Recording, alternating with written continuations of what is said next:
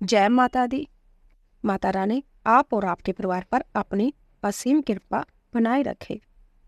आज हम श्री मद देवी भागवत पुराण की कथा में प्रथम स्कंद का 6वां अध्याय शुरू कर रहे हैं। भगवान विष्णु के करणमल से मधुकेटव की उत्पत्ति तथा उन दोनों का ब्रह्मा जी से युद्ध के लिए तत्पर होना। ऋषिगण बोले, हे सौम्या, आपने मधु और केटव के साथ भगवान विष्णु द्वारा महासिंधु में 5000 वर्षों तक युद्ध किए जाने की पहले चर्चा की थी। महावीर्य संपन्न, किसी से भी पराभूत न होने वाले तथा देवताओं से भी अपराजय व दोनों दानव उस जल में किस से प्रादुर्भूत हुए, वे असुर क्यों उत्पन्न हुए तथा भगवान द्वारा उनका वध क्यों किया गया। हे मामते, आप जय परम अद्भुत व्याख्यान हमको सुनाइए। हम लोग जय कथा सुनने के इच्छुक हैं और आप अति प्रसिद्ध वक्ता है। हमारा और आपका यह संपर्क देवयोग से ही हुआ है।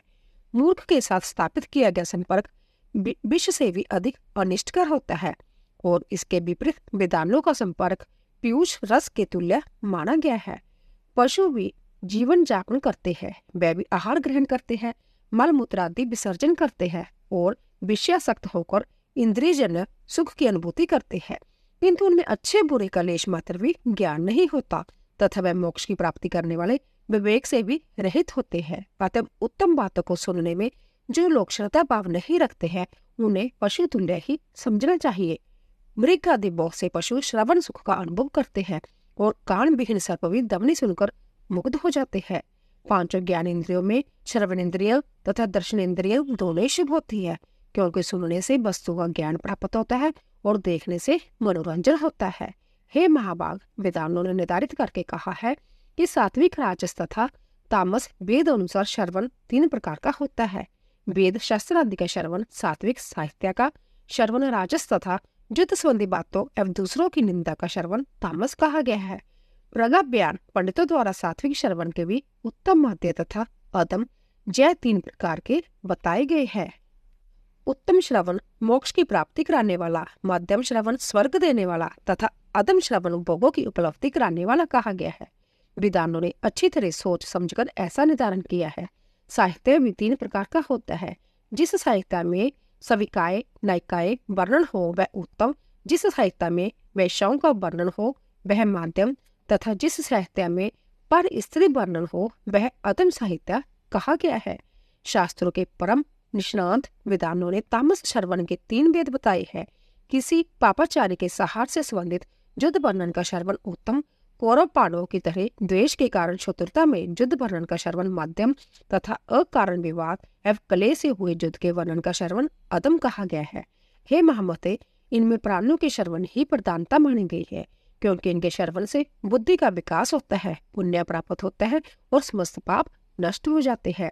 अतः हे महामते, पूर्व काल में दिव्यान महर्षि व्यास से सुनी हुई समस्त कामनाओं को सिद्ध करने वाली परम पवित्र पुराणिक कथा कही। सूत जी बोले, हे महाभाग, इस पृथ्वी लोक में आप लोग धन्य हैं और मैं भी धन्य हूँ, क्योंकि आप लोगों में कथा श्रवण के प्रति और मुझ में कथावाचक के प्रति विवेक जागृत हुआ है। पूर्व काल में प्रलय अवस्था में जब तीनों लोग महाजल राशि में विलीन हो गए और देवादिदेव भगवान विष्णु शेष शैया पर सो गए, तब विष्णु के कानों की मैल से मधुकेटव नामक 2 दानव उत्पन्न हुए और वह महाबली दैत्य उस महासागर में बढ़ने लगे। वह दोनों दैत्य क्रीड़ा करते हुए उसी सागर में इधर उधर भ्रमण करते रहे। एक बार क्रीड़ा प्रायण विशाल शरीर वाले उन दोनों भाइयों ने विचार किया कि बिना किसी कारण के कोई भी कार्य नहीं होता। यह एक स्वात्रिक परंपरा है। बिना किसी आधार के अध्यय की सत्ता कदापि संभव नहीं है। अंत्य आधार अध्यय का भाव हमारे मन में बार बार आता रहता है। अति विस्तार वाला तथा सुखद यह जल किस आधार पर स्थित है, किसने इसका सृजन किया है, यह किस प्रकार उत्पन्न हुआ और इस जल में निमग्न होकर हम लोग कैसे स्थित हैं, हम दोनों कैसे पैदा हुए और किसने हम दोनों को उत्पन्न किया, हमारे माता पिता कौन है, इस बात का भी कोई ज्ञान हम दोनों को नहीं है। सूत जी बोले, इस प्रकार चिंतन करते हुए वह किसी निश्चय पर नहीं पहुंचे। तब केटव ने जल के भीतर अपने पास स्थित मधु से कहा। केटव बोला, हे भाई मधु, हम दोनों के इस जल में स्थित रहने का कारण कोई अचल महाबली शक्ति है, ऐसा ही मैं मानता हूँ।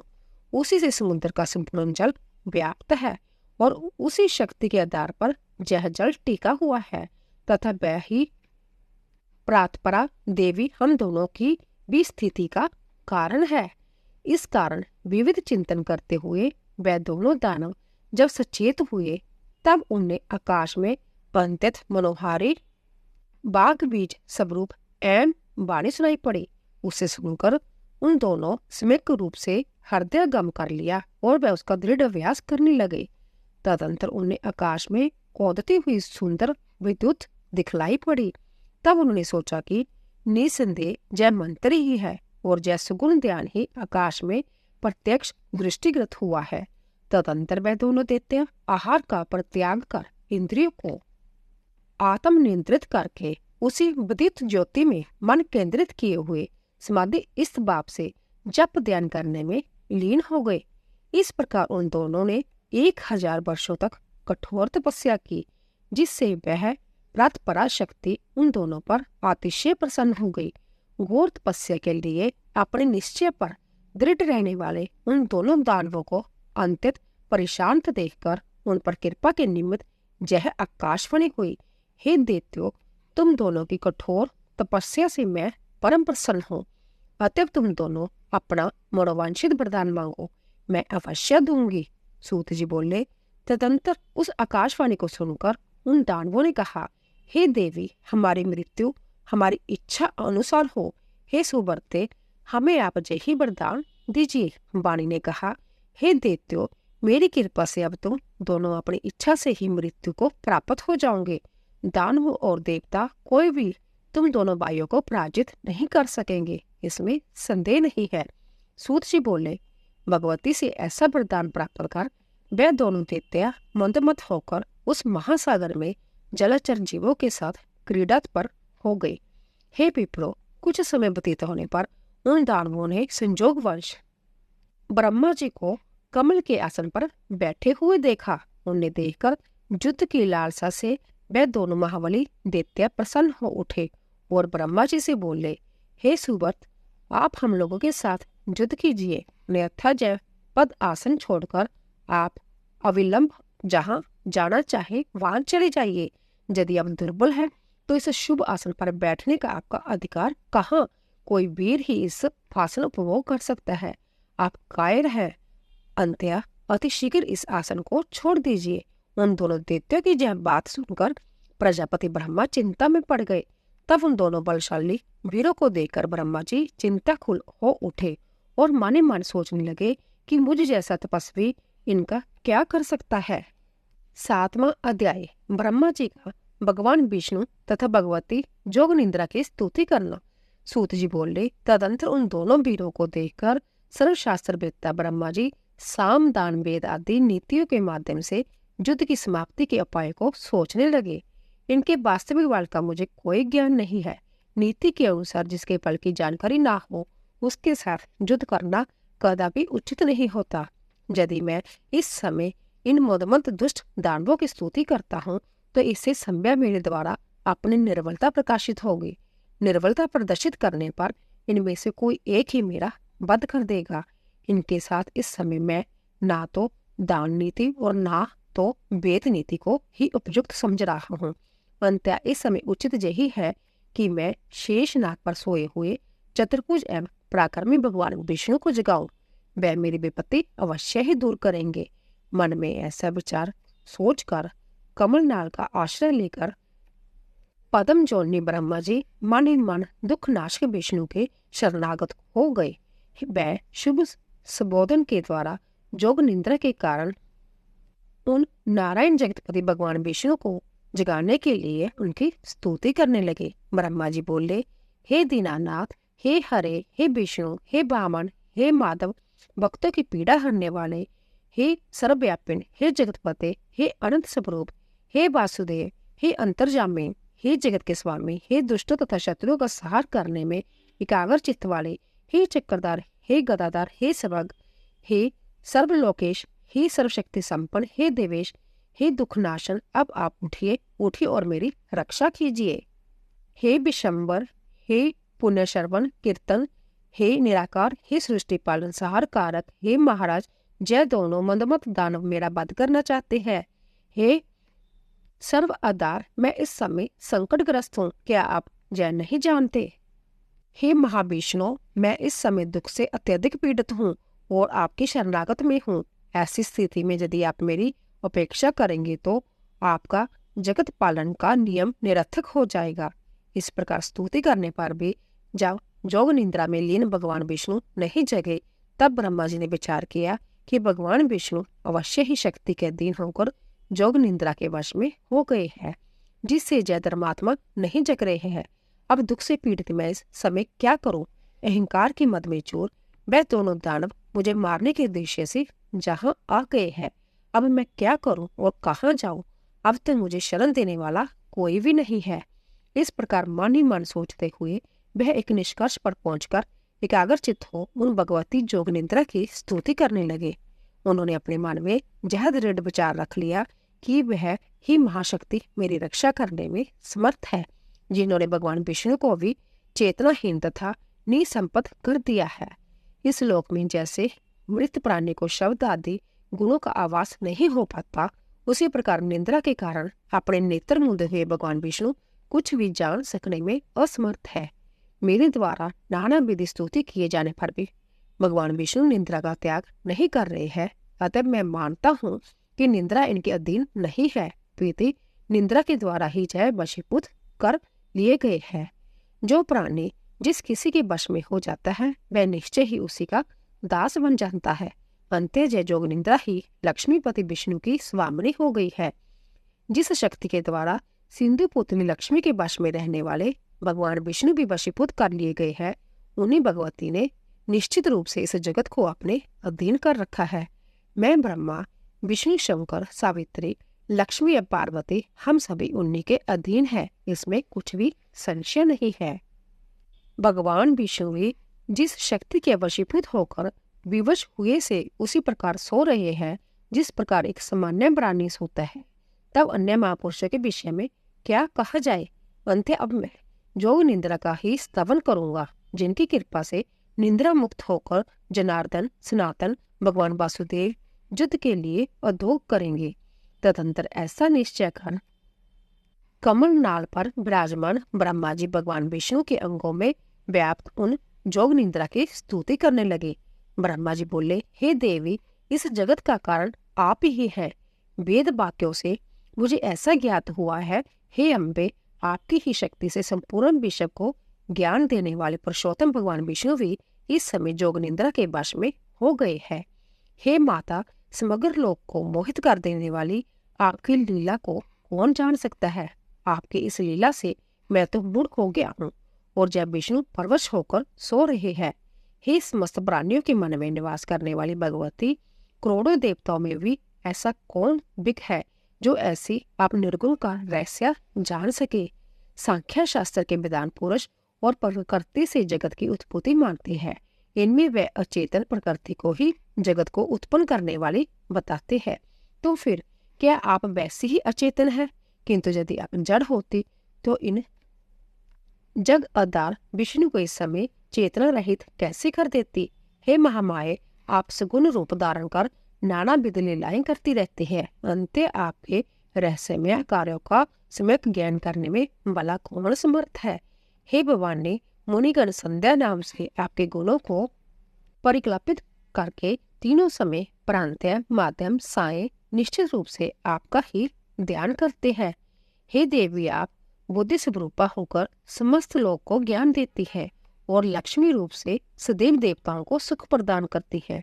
हे माता, संपूर्ण प्राणियों में कीर्ति, मति, धृति, कांति, श्रद्धा एवं रति रूप में आप ही विद्यमान है। हे देवी, प्रगाढ़ निद्रा के वशीभूत विष्णु को देखकर विषम दुख की स्थिति को प्राप्त हुए मुझको यह प्रमाण मिल गया है कि आप ही निसंदेह संपूर्ण जगत की जननी है। इस विषय में अब सैकड़ों तर्क वितर्क की कोई आवश्यकता नहीं है। हे देवी, आप वेद शास्त्र के पारदर्शी विधानों को समझ से भी परे हैं और वेद भी आपको पूर्ण रूप से नहीं जानते। क्योंकि उन वेदों की उत्पत्ति का भी कारण आप ही है। आपका जो संपूर्ण रहस्यमय क्रियाकलाप सबको प्रत्यक्ष दिखाई देता है। इस संसार में कौन ऐसा बुद्धिमान प्राणी है जो आपके संपूर्ण चरित्र को जानने में समर्थ है? समय में ब्रह्मा विष्णु शंकर देवगण अन्य मुनिवृत्त तथा मेरे तत्व पुत्र लोग भी उसे नहीं जान सके हैं। संपूर्ण लोक में आपकी महिमा का वर्णन कोई नहीं कर सकता। हे देवी, यदि जगों में वैदिक विधान हवन कार्य के समय आपके स्वाहा नामक का उच्चारण ना करे तो देवगण आप अपना जगभाग नहीं प्राप्त कर सकते। अतएव आप ही देवताओं का भी भरण पोषण करती है।